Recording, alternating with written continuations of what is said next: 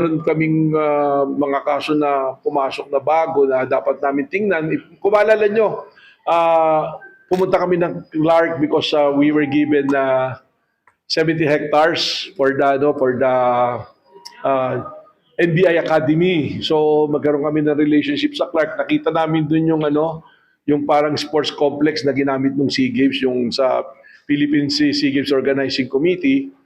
Well, nakarating sa amin, may titingnan kami rito, may kailangan kami imbestigahan dahil nakarating kami rito, bilyon-bilyon pala yung pumasok dito na pera na unliquidated.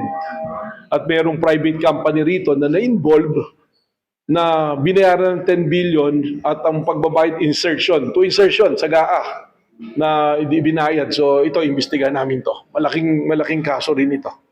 Yung may parang boardroom? Ay, iba pa yun. Yung sa Caldero na kaso, I think it's ongoing, pero sisilipin na rin namin. Ito yung tungkol dun sa, it's a Malaysian company na sila yung nag-build ditong fourth area na to. Walang bidding, tapos nabayaran ng mabilisan na 10 billion yung halaga, congressional insertion. So sisilipin namin to.